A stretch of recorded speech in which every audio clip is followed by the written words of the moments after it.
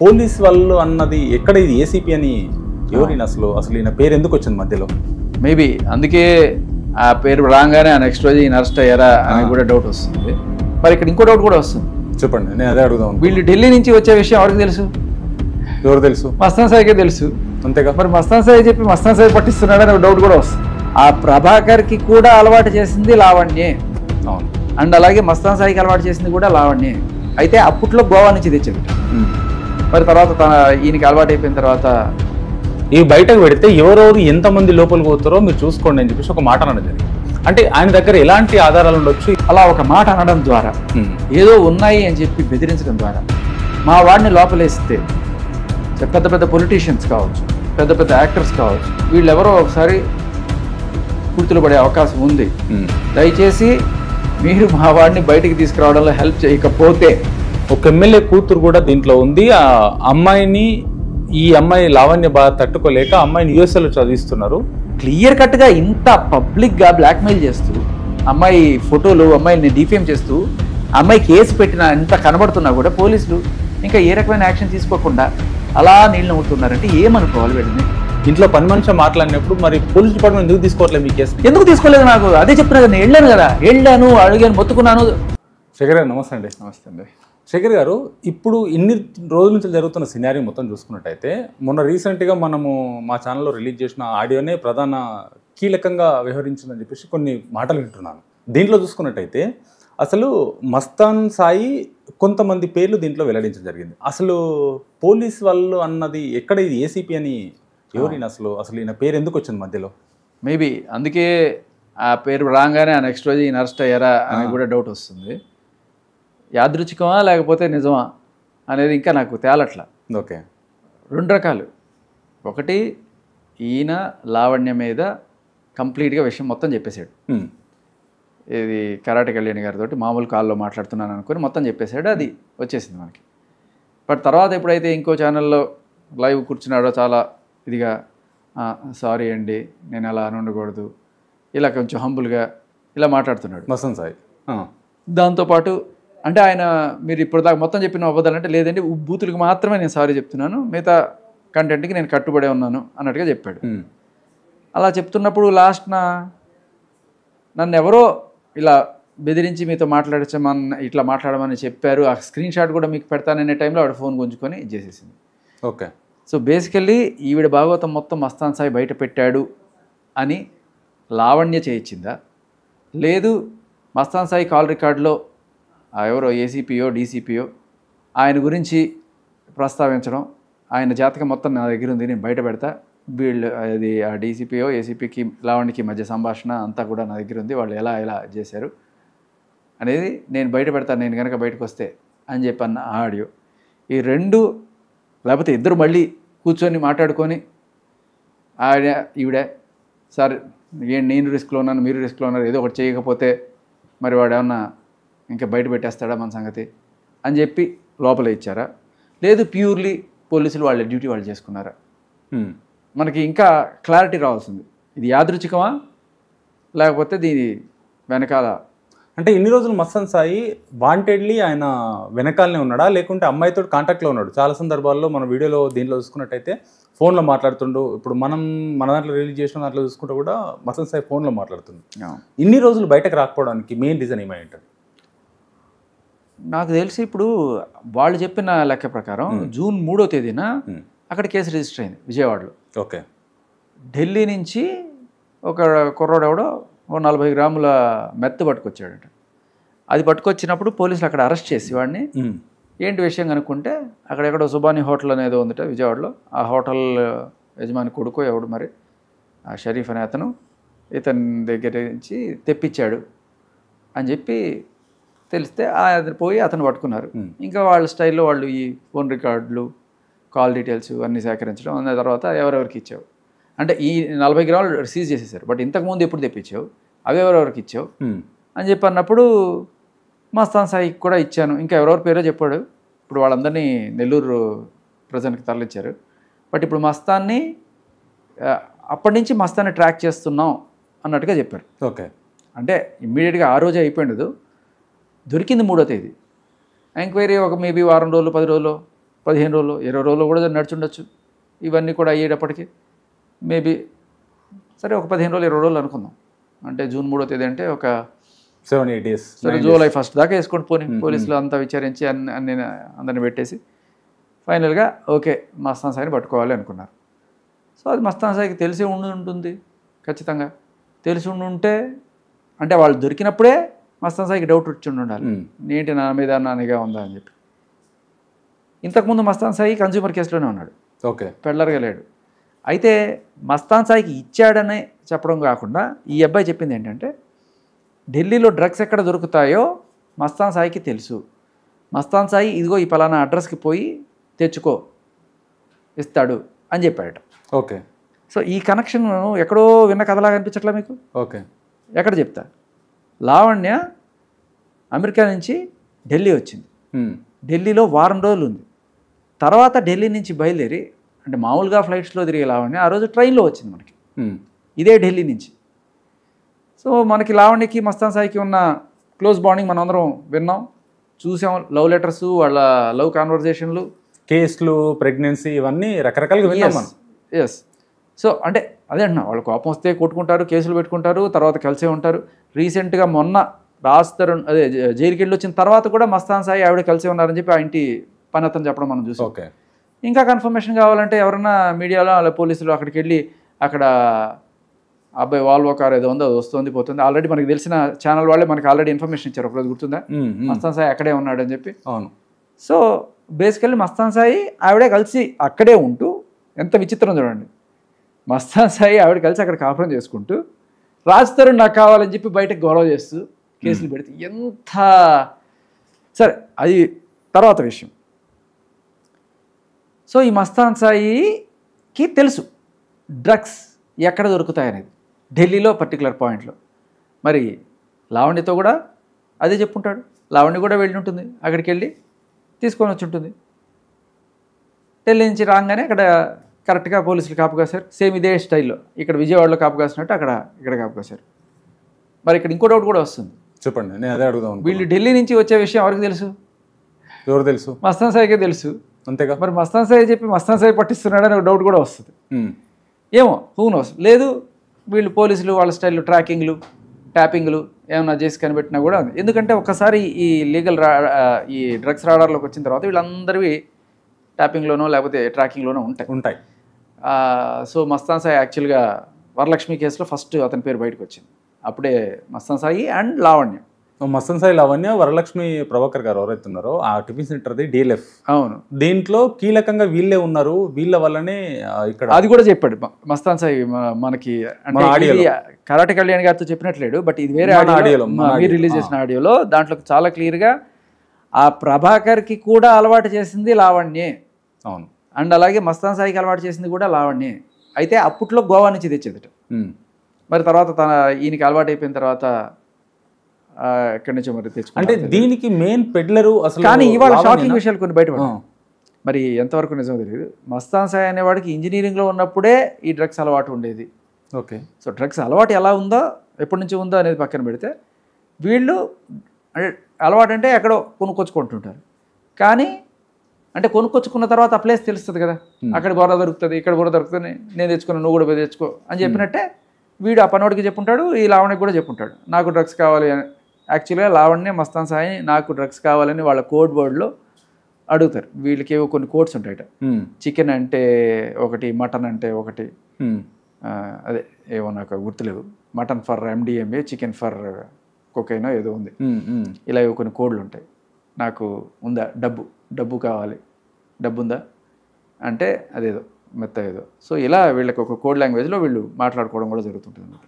So ఇవి so basically మన పోలీసులు ఢిల్లీ నుంచి డ్రగ్స్ వస్తున్న విషయం కనిపెట్టారు. ఓకే. గోవా నుంచి కాకుండా ఢిల్లీ నుంచి కూడా ఒక సోర్స్ ఉంది. అయితే ఆడెవడు, ఆ ఢిల్లీలో వాడెవడు?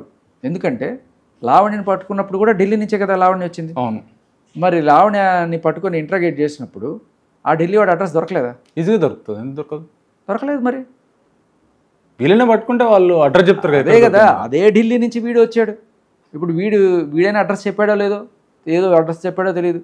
మొత్తానికి బేసికల్లీ ఎలా ఉంటుందంటే ఇప్పుడు వరలక్ష్మి టిఫిన్ సెంటర్లో ఎవరో దొరుకుతుంది, ఎవడో అలవాటు ఉన్నవాడు తీసుకున్నాడు, అరే నాకు కూడా కావాలంటే పోయి తెచ్చుకోరా, అవి నీకు కావాలంటే పోయి తెచ్చుకోరా, ఇలా చెప్తుండే ఉండొచ్చు. అలాగే మస్తాన్ సాయి చెప్పి ఉండొచ్చు, వీళ్ళు కావాలని పోయి తెచ్చుకుని ఉండొచ్చు. తెచ్చుకునేటప్పుడు నువ్వు కన్జ్యూమ్ చేసుకోవడానికి తెచ్చుకున్నావా, లేదు చుట్టుపక్కల వాళ్ళకి కూడా తీసుకురా టేక్ ఇట్ అని చెప్పి పంచడానికి తెచ్చుకున్నావా, లేదు దీని ద్వారా డబ్బు సంపాదించడానికి తెచ్చుకున్నావా? సో బేసికల్లీ 40 గ్రాములు. దీన్ని తెప్పించడానికి కూడా కారణం లేకపోలేదు. ఒకసారి ఈవిడ 45 రోజులు లేదు కదా, జైల్లో ఉంది.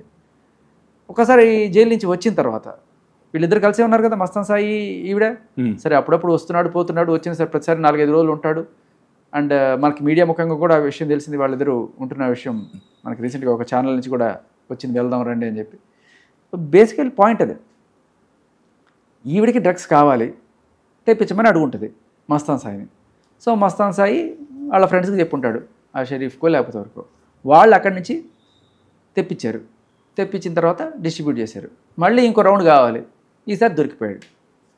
ఇప్పుడు దీంట్లో సరే, ఎందుకంటే వీళ్ళు తెచ్చుకున్న డ్రగ్స్ షరీఫ్ దగ్గర నుంచి మస్తాన్ సాయికి వచ్చాయి, మస్తాన్ సాయి దగ్గర నుంచి లావణ్యకి వచ్చింది, లావణ్య దగ్గర నుంచి ఆ అమ్మాయి రూమ్మేట్ ఎవరైతే ఉందో ఎన్డీపీఎస్లో ఆ అమ్మాయి సెల్మేట్, ఆ అమ్మాయి అలాగే ఉన్నిత్ రెడ్డి, వీళ్ళందరూ కూడా అదే రూమ్లో ఉన్నారు, ఇంజక్షన్లు కూడా తెప్పించుకున్నారు అని చెప్పి మనకి పని అతను ఇచ్చిన వాంగ్మూలంలో తెలుస్తోంది. అవును. సో వీళ్ళందరూ అక్కడే ఉన్నారు, ఆ ఇంట్లో రాజధానిని తరిమేసి ఆయన ఇంట్లో వీళ్ళందరూ కూడా డ్రగ్స్ బ్యాచ్ అంతా కూడా అక్కడే ఉండి ఎక్కడెక్కడి నుంచో డ్రగ్స్ తెప్పించుకుంటూ ఇంజక్షన్లు తెప్పించుకుంటూ ఇవన్నీ కూడా చేస్తున్నట్టుగా మనకి వీళ్ళ సమాచారం వల్ల, పని వాళ్ళ సమాచారం వల్ల, అలాగే ఇవాళ ఈ మస్తాన్ సాయి పట్టుబడ్డ కేసుల ద్వారా మనకు తెలుస్తుంది. కానీ ఇప్పుడు మస్తాన్ సాయి దగ్గర వాళ్ళ నాన్న కూడా ప్రెస్ మీట్లో ఒక మాట అన్నాడు, మా అబ్బాయి దగ్గర లావణ్య సంబంధించి రాజతరుణ్ సంబంధించి చాలా ఆధారాలు ఉన్నాయి, ఇవి బయటకు పెడితే ఎవరెవరు ఎంతమంది లోపలికి పోతారో మీరు చూసుకోండి అని చెప్పేసి ఒక మాట అనడం జరిగింది.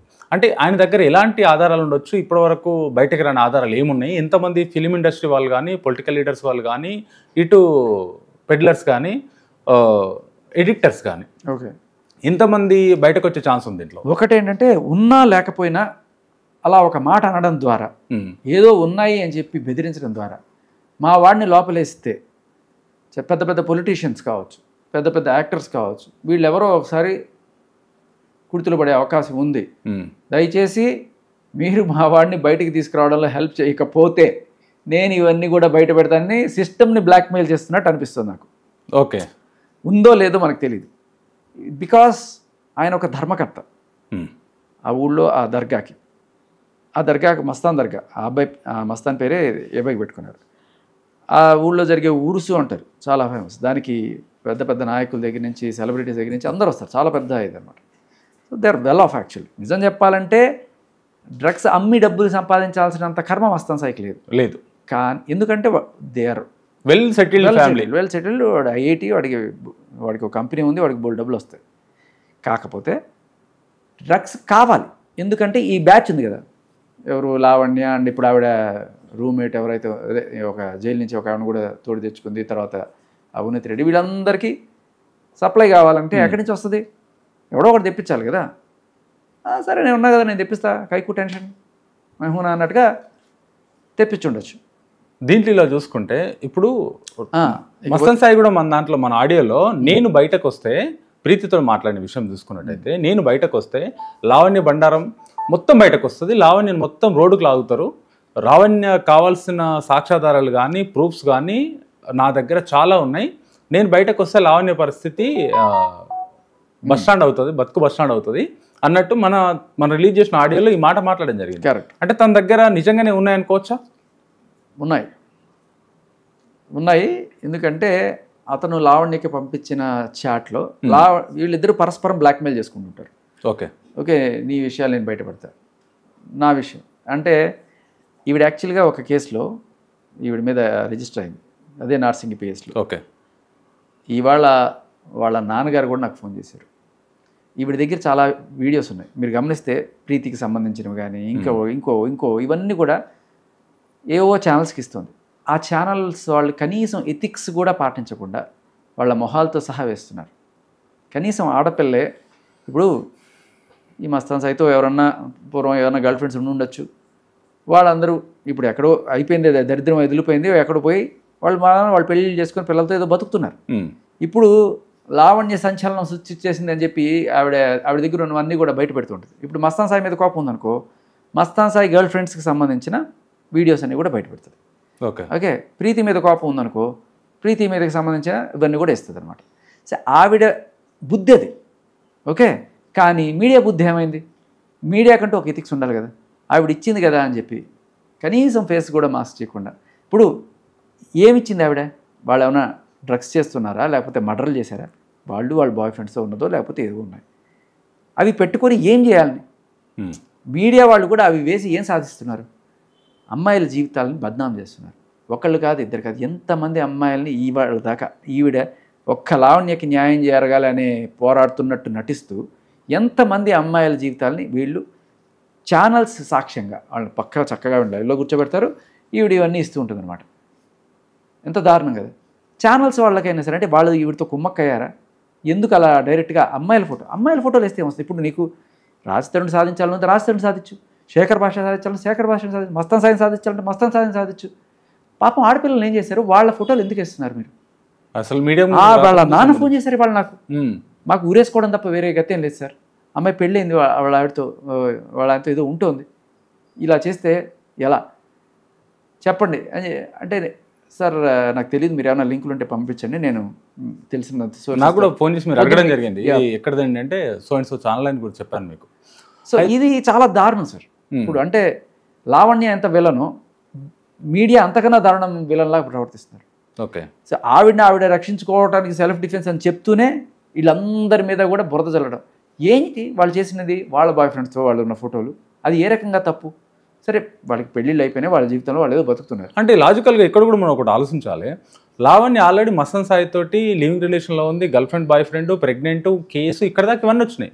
ఇంకో అమ్మాయితో ప్రీవియస్గా ఉన్నది, మళ్ళీ ఆ వీడియోలు ఎందుకు పెట్టాలి? తిను మస్తాన్ సాయి తోటి ఉన్న వీడియోలు పెట్టవచ్చు కదా. మంచి మాట ఏంటంటే మస్తాన్ సాయి మీద ఈవిడ ఇష్టపడదు, కానీ మస్తాన్ సాయికి అప్పుడే ఒక గర్ల్ ఫ్రెండ్ ఉంది.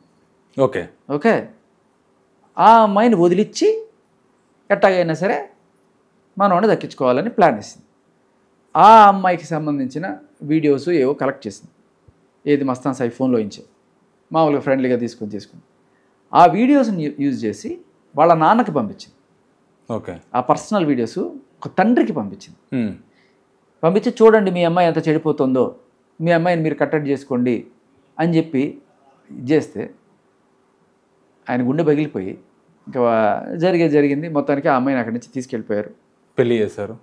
అమ్మాయి ఏదో బతుకుతుంది ఇప్పటికీ. అంటే తర్వాత ఆవిడ వెళ్ళిపోయిన తర్వాత కూడా అదే వీడియోలు ఇప్పటికీ తన గుప్పిట్లో పెట్టుకొని మస్తాన్ సాయిని బ్లాక్మెయిల్ చేస్తున్నాడు. మస్తాన్ సాయికి ఏంటంటే సరే వెళ్ళిపోయిన తర్వాత అయినా సరే మస్తాన్ సాయి ఫోన్లో 800 ఫోటోలు ఏవో ఉన్నాయని చెప్పారు. 800 మంది, అందులో 800 మందా కాదు, ఈవిడ చెప్పిన లెక్క ప్రకారం ఒక 40 మంది ఆవిడ లెక్క. సో 40 మందితో రకరకాల ఫోటోలు, 40 ఇంటూ ఒక్కొక్కరితో 100 ఫోటోలు వేసుకోండి, 100 ఫోటోలు కదా, ఒక 20 ఫోటోలు వేసుకోండి, 800 లెక్క సరిపోతుంది. అయితే ఈ 40 మందితో ఉన్నాడు. మరి ఈ 40 మంది బాధితులు అనుకుందాం, వాళ్ళు వచ్చి కదా కంప్లైంట్ చేయాలి. ఒక మనిషికి 2-3 గర్ల్ ఫ్రెండ్స్ ఉంటారు, ఒక మనిషి కొంతమంది ఇదే పనిలో ఉంటారు, ఒక 100 మంది పెట్టుకుంటారు. సరే ఆయన గుర్తుగా పెట్టుకున్నాడు లేకపోతే వాళ్ళని బ్లాక్మెయిల్ చేయడానికి పెట్టుకున్నాడు అనేది వాళ్ళు చెప్తే మనకు అర్థమవుతుంది. కానీ ఈయన దగ్గర ఉండేవన్నీ కూడా ఈవిడ కాపీ చేసుకొని ఈయన్ని బ్లాక్మెయిల్ చేయడం మొదలెట్టింది. ఓకే, ఈయన్ని బ్లాక్మెయిల్ చేస్తూ ఇంకా నానా రకాలుగా ఇతన్ని డ్రగ్స్ తెమ్మని కానీ డబ్బుల కోసం కానీ ఇలా రకరకాలుగా చేస్తున్నట్టుగా మనకు అర్థమవుతుంది. మీరు మస్తాన్ సాయి తోటి ఎన్నిసార్లు మాట్లాడడం జరిగింది? 2 సార్లు మాట్లాడాను. 2 సార్లు మాట్లాడాను. తిను మస్తాన్ సాయి మీతో 2 సార్లు మాట్లాడాడు. మాట్లాడినప్పుడు ఎందుకంటే ఇంత డిస్కషన్ జరుగుతుంది కాబట్టి ఎంత మాట్లాడినా అరగంట సేపు ఒకసారి మాట్లాడి ఉండాలి మినిమం. ఒకసారి ఏంటంటే కరాటే కళ్యాణి గారితో మాట్లాడడానికి అప్పుడు కూడా నేను చెప్పా, Mastan this is not fair, okay నీ దగ్గర ఉన్న సాక్ష్యాలు నువ్వు బయటపెట్టు. ఇప్పుడు ప్రీతికి బలవంతంగా ఆవిడ డ్రగ్స్ చేయించింది అనే దానికి సాక్ష్యం ఎవరు అంటే ఒక మస్తాన్ సాయి, ఒక ఉదయ్. ఓకే, ఈ విషయంలో నువ్వు వచ్చి సాక్ష్యం చెప్పు, లేకపోతే నీ దగ్గరే ఉన్న సాక్ష్యాలు ఉంటే పంపించు అని ఆ రోజు జస్ట్ కరాటే కళ్యాణి గారితో మాట్లాడడానికన్నా ముందు జరిగిన కాన్వర్జేషన్ ఇది. ఓకే, అక్కడే ఉన్నాను నేను. యాక్చువల్గా నేనే ప్రీతిని అక్కడ తీసుకొచ్చి నేనే కరాటే కళ్యాణి గారితో కూర్చోబెట్టడం జరిగింది. సరే ఆ విషయం పక్కన పెడితే ఇందాక మధ్యలో మనం కట్ చేసాం, అది చాలా ఇంపార్టెంట్ పాయింట్. చెప్పండి. ఈ అమ్మాయిని బ్లాక్మెయిల్ చేసి వాళ్ళ నాన్నకి ఫోటోలు పంపించి ఇంత చేస్తే ఆఖరికి అమ్మాయి తట్టుకోలేక ఈ అమ్మాయి మీద పోలీస్ కేసు పెట్టింది. పోలీస్ కేసు పెడితే అని చెప్పి తాత్సారం చేసి మొత్తానికి ఒక 15 రోజుల తర్వాత ఎఫ్ఐఆర్ చేశారు. 15 రోజుల తర్వాత అంటే ఇంకా తప్పదు, అమ్మాయి కేసు తీసుకోవాలి, ఇట్లా బ్లాక్మెయిల్ చేస్తుంది అనే ఇది వస్తుంది కదా. మామూలుగా అయితే ఈవిడ పెడితే ఇట్లా ఎఫ్ఐఆర్ అయిపోతుంది. పెడితే ఎందుకు మరి మస్తాన్ సాయి చెప్పినప్పుడు ఎవరన్నా ఏసీపీఓ డీసీపీఓ ఉన్నారు ఆవిడ వెనకాల మనకు అర్థం కాదు. బట్ ఎవరన్నా ఈవిడ మీద కేసు పెడితే మాత్రం ఆగుతుంది, సాగుతుంది సాగుతుంది సాగుతుంది కదా. అండ్ ప్రీతికి సంబంధించి ఇప్పుడు ఆవిడ కేసు పెట్టింది ఇప్పుడు దాకా, ఎక్నాలజ్మెంటే తప్ప ఇంకేం లేదు. సో ఈ అమ్మాయి వెళ్ళిపోయి ఇప్పుడు ఆ అమ్మాయి పనులు అమ్మాయి చేసుకుంటుంటే నిన్న ఈవిడ అక్కసు కక్కింది. మస్తాన్ సాయి ఆవిడ గురించి మొత్తం చెప్పేశాడు. ఇప్పుడు మస్తాన్ సాయిని ఎలా, వాడికి ఎక్కడ బాధేస్తుంది? ఎంతైనా అమ్మాయి వెళ్ళిపోయి సుఖంగా ఉంటున్నాడు కూడా, ఒకప్పుడు తన పరిచయంలో ఉన్న అమ్మాయి ఎక్కడో ఒక చోట సుఖంగా ఉండాలని కోరుకుంటాడు కదా. వీడికి ఎక్కడ నొక్కితే బాధేస్తుంది? ఆ అమ్మాయికి పెయిన్ అయితే వీడికి బాధేస్తుంది. నా గురించి ఇన్ని చెప్తాడా, ఇప్పుడు ఆ అమ్మాయి గురించి నేను బయట పెడతా అని చెప్పి ఆ అమ్మాయికి సంబంధించిన వీడియోలో ఏవో పోస్ట్ చేసింది. మన మీడియా వాళ్ళు ఎంత ఇదంటే, వాళ్ళలో కూడా లేడీస్ ఉంటారు కదా, వాళ్ళ ఇళ్లలో కూడా లేడీస్ ఉంటారు కదా, ఎవరికి ఎక్కడో ఒక చోట ఏదో ఉండుంటాయి. అలా ఒక అమ్మాయిది బయట పెడతారండి, సిగ్గు లేకుండా. చెప్తున్నాగా సిగ్గు లేని ఎథిక్స్ లేని మీడియా. పెట్టండి, మస్తాన్ సాయి గురించి పెట్టుకోండి. పక్కన అమ్మాయిని ఎందుకు డిఫేమ్ చేస్తున్నారు? మీకు ఫ్యామిలీస్ ఉన్నాయి కదా. ఇప్పుడు ఇలా రోడ్డును బట్టి కొట్టుకోవట్లేదు వాళ్ళందరూ కూడా, ఎక్కడో గుట్టుగా వాళ్ళ సంవత్సరాలు వాళ్ళు చేసుకుంటుంటే వాళ్ళ జీవితాలను రోడ్డు మీదకి లాగే హక్కు మీకేముంది? బుద్ధి లేదు, సిగ్గు లేదు. ఏం జర్నలిజం చేస్తున్నారు మీరు? సో పాప వాళ్ళ నాన్న పొద్దున్న మాట అంటే నాకు చాలా బాధేసింది. అందుకే నీకు వెంటనే ఫోన్ చేశాను. నాకు ఫోన్ చేసి చాలా మందికి ఫోన్ చేశాను మీతో పాటు. ఏంటి సార్ ఇది నాకు ఆ ఛానల్ ఎవరో తెలియదు ఇప్పటిదాకా. నేను చెప్పాను పొద్దున్న డీటెయిల్స్ ఎవరిది ఛానల్ అని చెప్పేసి. 2 ఉన్నాయండి అదే పని వాళ్ళకి. పని కట్టుకొని ఇలా ఆవిడని ఏమి ఇస్తే అవన్నీ కూడా తీసుకొచ్చి, అంటే ముందు వెనక ఎథిక్స్ ఏం ఆలోచించకుండా వేసేయడమే, ఏమీ లేదు. ఎందుకంటే వాళ్ళు ఎక్కడో ఉన్నారు, వచ్చి కేసు వేయలేరు, ఏం లేదు. వేసే ఆవిడ కూడా లేడీ యాక్చువల్గా చెప్పాలంటే. ఓకే, తను నీచమండి. అంటే ఆవిడ ఫోటోలు రేపు ఇట్లాగే బయటకి ఏమైనా వస్తే, ఎవరన్నా ఆవిడ మీద ఏదైనా బురద చల్లితే ఆవిడ ఎలా ఫీల్ అవుతుందో ఒక్కసారి ఆలోచించుకుంటే అట్లాంటి పనులు చేయరు. ఇప్పుడు మీరు మాట్లాడిన మస్తాన్ సాయితో కాన్వర్సేషన్ ఏదైతుందో దీంట్లో మస్తాన్ సాయి అసలు ఎలాంటి సాక్ష్యాధారాలు తన దగ్గర ఉన్నాయి, అసలు ఎవరికి ప్రీతి మాట్లాడిన దాంట్లో మాకు చాలా క్లియర్గా ఉన్నాయి. నాకు 4 చెప్పాడు విషయాలు. అవును, ఒకటేంటి, ప్రభాకర్కి కూడా వరలక్ష్మి ప్రభాకర్కి కూడా లావణ్య డ్రగ్స్ అలవాటు చేసింది. అండ్ ప్రీతికి దగ్గరుండి ఈవిడే పెట్టింది. మరి అతను ఫస్ట్ టైం చూసాడో సెకండ్ టైం చూసాడో ఎప్పుడు చూసాడో అతను చెప్పింది ఏంటంటే, ఇట్లా నిద్రపోతున్నప్పుడు లేకపోతే ఆదమర్చున్నప్పుడు కూడా నోట్లో పెట్టేసేది అతను చెప్పిన మాట.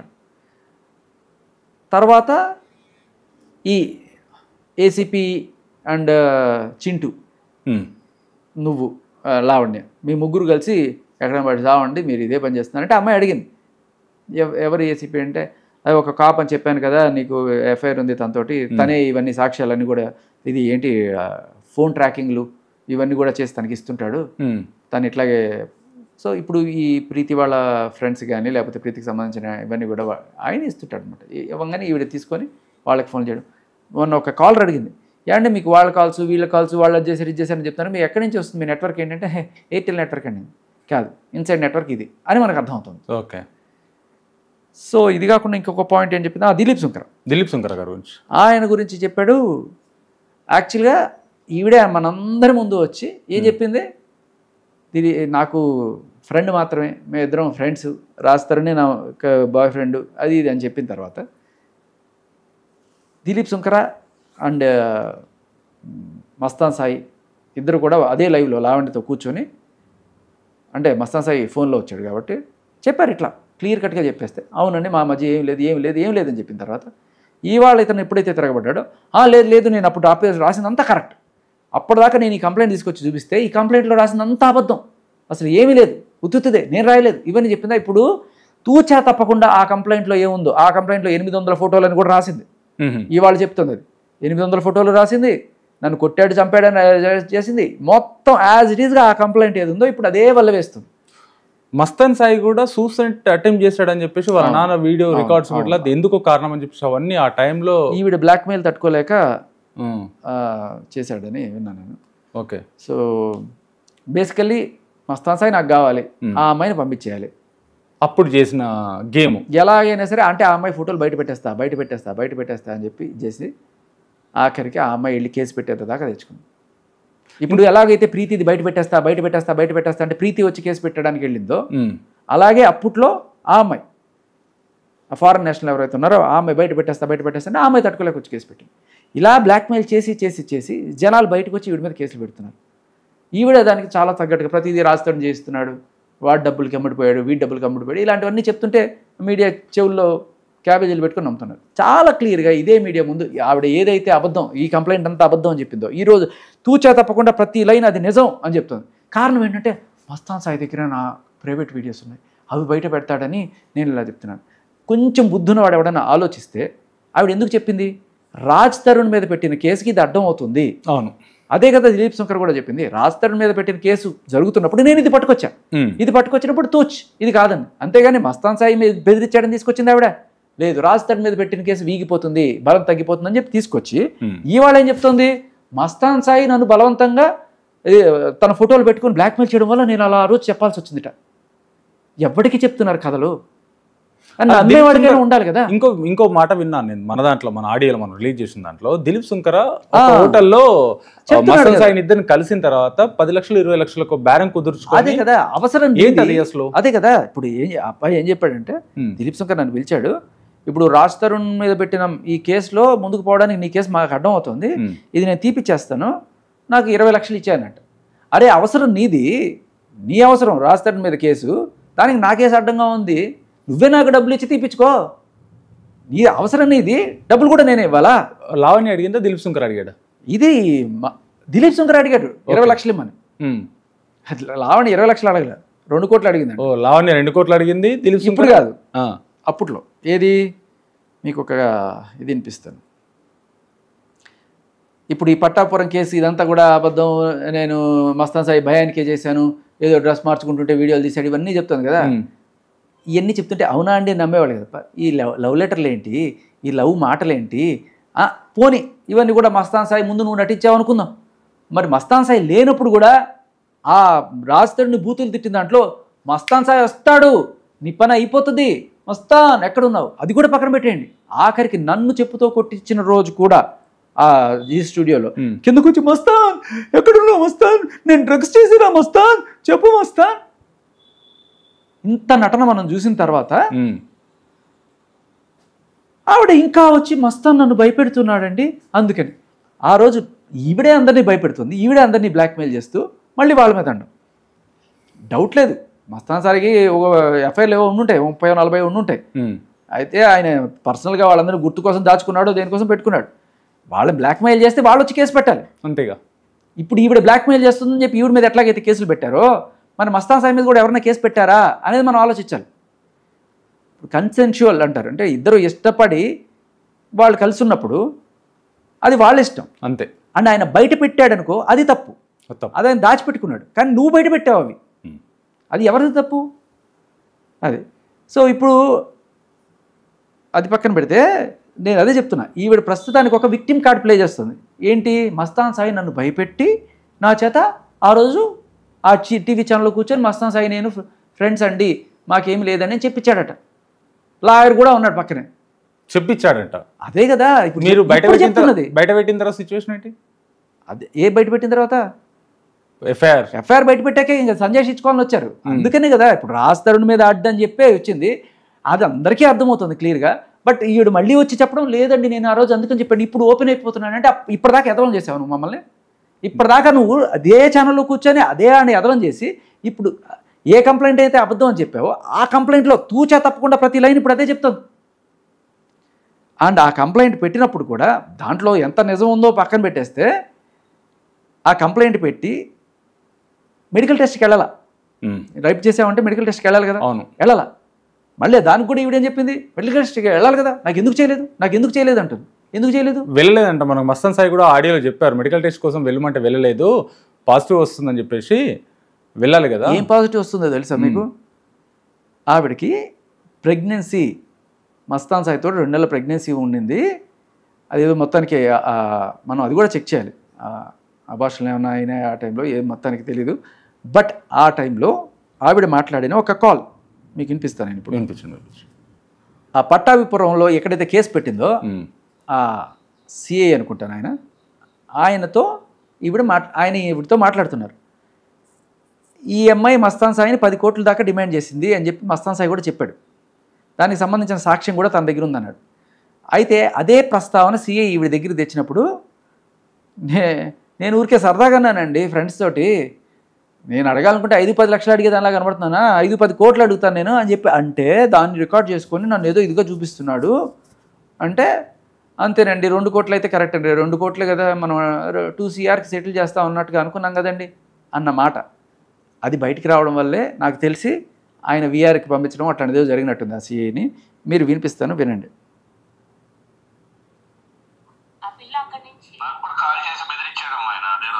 చాలా సభ్యంగా మాట్లాడుతున్నాడు, ఏదో బెదిరిస్తాడు, ఏదో 2 కోట్లు డిమాండ్ చేస్తాను మీడియాకి ఇస్తానంటాడు. సో మేబీ మోస్ట్ లైక్లీ వాళ్ళ నాన్నో లేకపోతే మస్తాన్ సాయో ఈ సిఐని బెదిరించారు అన్నట్టుగా చెప్తున్నాడు ఆయన.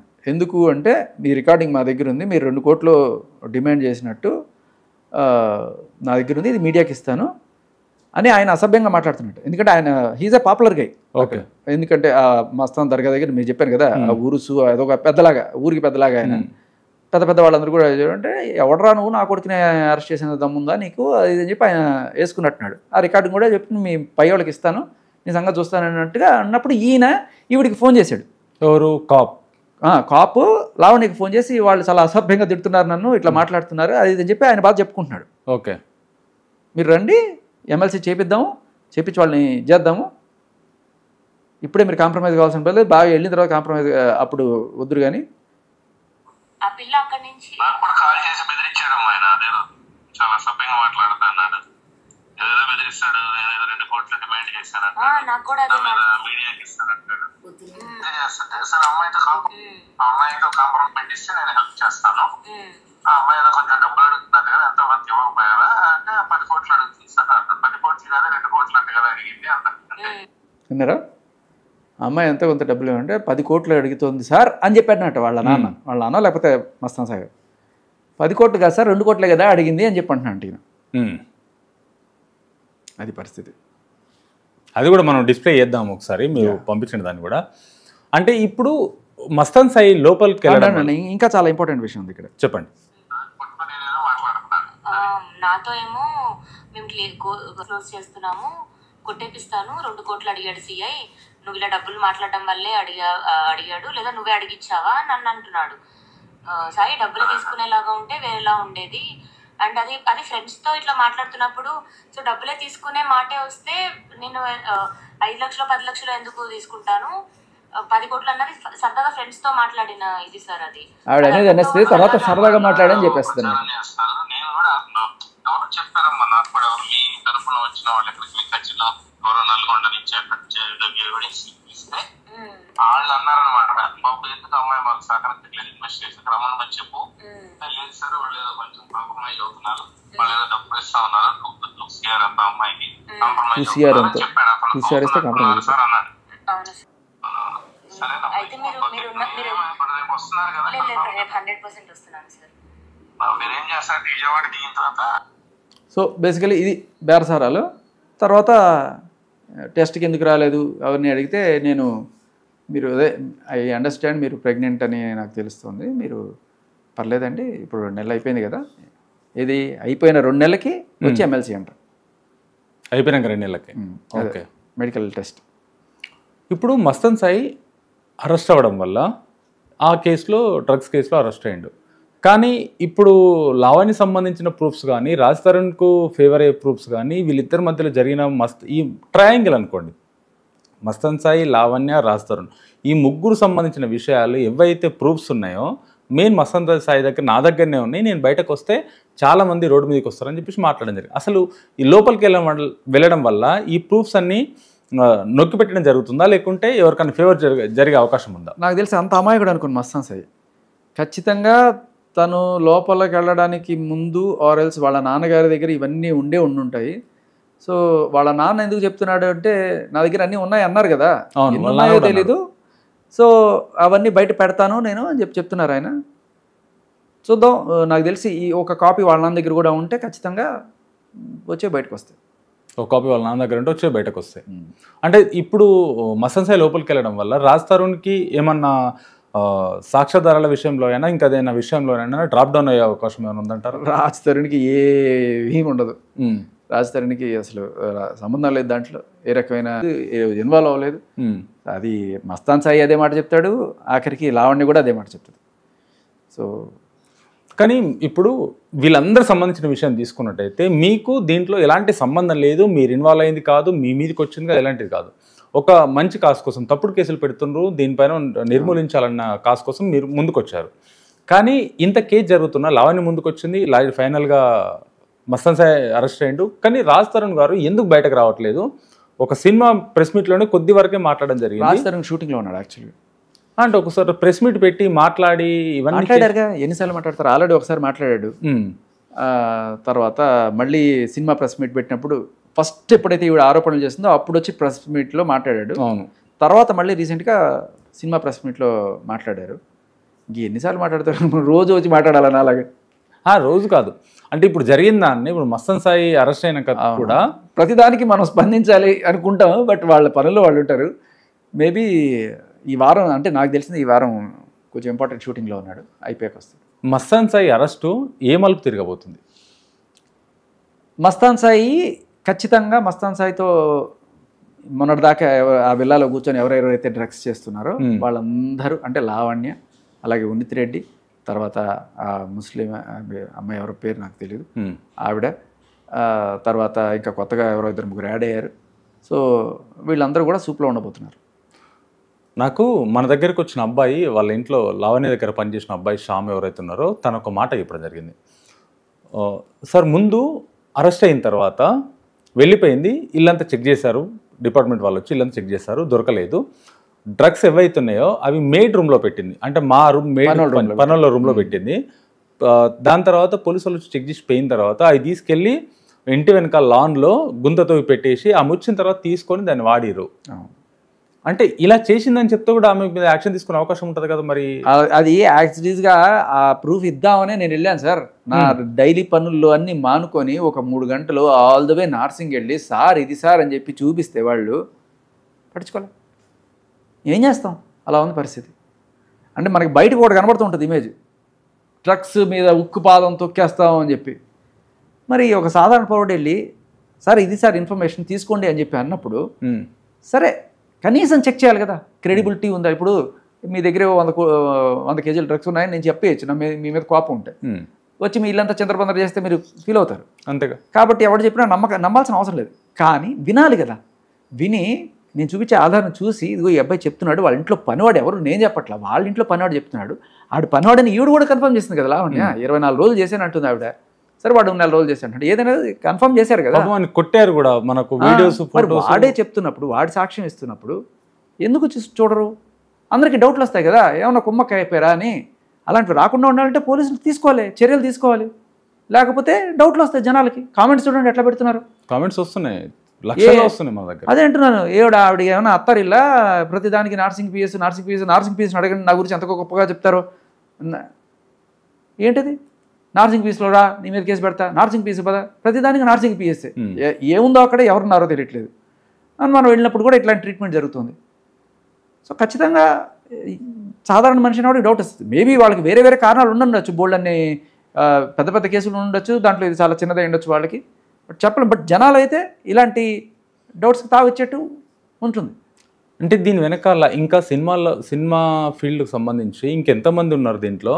ఇంకొకరు కూడా, నేను అంటే పేర్లు వాటన్ని చెప్పకూడదు, ఒక ఎమ్మెల్యే కూతురు కూడా దీంట్లో ఉంది. ఆ అమ్మాయిని, ఈ అమ్మాయి లావణ్య బాగా తట్టుకోలేక అమ్మాయిని యూఎస్ఏలో చదివిస్తున్నారు, ఇక్కడ ఉండట్లేదు అమ్మాయి, ఒక ఎమ్మెల్యే కూతురు కూడా అని చెప్పేసి నేను విన్నా. అది ఎంతవరకు వాస్తవం? నాకు I don't have that idea, అస్సలు లేదు నాకు.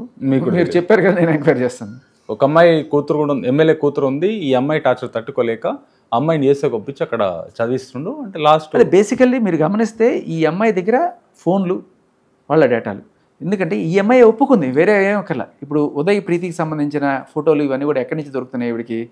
ఉదయ్ ఫోన్ గుంజుకుంది, అది ఆవిడ ఒప్పుకుంది. ఎందుకు గుంజుకున్నావమ్మా అంటే గుంజుకోలేదు అని చెప్పలేదు ఆవిడ. ఉదయ్ ఫోన్ నా దగ్గర ఉంది ఏంది, ఎందుకు పెట్టుకున్నావు అంటే ఉదయ్ నాకు 50,000 ఇవ్వాలని చెప్పింది. 50,000 ఇవ్వాలో, 1,00,000 రూపాయలు ఇవ్వాలో, 10 రూపాయలు ఇవ్వాలో, నువ్వైతే ఉదయ్ ఫోన్ పెట్టుకున్నావు. ఇప్పుడు దాంట్లోంచి ఏ కంటెంట్ బయటకు వచ్చినా నువ్వే కదా బాధ్యురాలు. అని చాలా క్లియర్గా ఆ ఫోటోలన్నీ కూడా నువ్వే మీడియాకి పంపించావు, నా మీడియా వాళ్ళందరికీ తెలుసు. క్లియర్ కట్గా ఇంత పబ్లిక్గా బ్లాక్మెయిల్ చేస్తూ అమ్మాయి ఫోటోలు, అమ్మాయిని డిఫేమ్ చేస్తూ అమ్మాయి కేసు పెట్టిన ఇంత కనబడుతున్నా కూడా పోలీసులు ఇంకా ఏ రకమైన యాక్షన్ తీసుకోకుండా అలా నీళ్ళు నవ్వుతున్నారంటే ఏమనుకోవాలి వీళ్ళని? ఓకే, అంటే ఈ అమ్మాయికి లాస్ట్ ఫైనల్గా జడ్జ్మెంట్ ఏం కావాలి? అమౌంట్ సెటిల్మెంట్ కావాలా, లేకుంటే ఈ అమ్మాయి ఆ అమ్మాయికి ఏం కావాలో మనకెందుకండి? మనకేం కావాలో ఆలోచించాలి కదా. ఆ అమ్మాయికి ఏం కావాలో, ఆ అమ్మాయికి ఏం కావాలో మనకు అవసరం లేదు. ఆ అమ్మాయికి న్యాయం చేయడానికి మనం అందరం కూర్చున్నాం ఇక్కడ. సమాజం నష్టపోతుంది ఇక్కడ. అమ్మాయి డ్రగ్స్ వల్ల పాయింట్. ఆ అమ్మాయికి ఏం కావాలి? ఆ అమ్మాయికి 100 కోట్లు కావాలి, ఇస్తావా నువ్వు? లేదు కదా. ఆ అమ్మాయికి రాజ్ తరుణ్ కావాలో, మస్తాన్ సాయి కావాలో, నువ్వు తెచ్చిస్తావా? లేదు కదా. మనకేం జరుగుతుంది ఇక్కడ? సమాజానికి ఏం జరుగుతుంది? ఈ అమ్మాయి వల్ల కనీసం ఇప్పటిదాకా 7 మంది, నా కళ్ళ ముందు చూస్తున్న వాళ్ళు 7 మంది డిఫేమ్ అయ్యారు.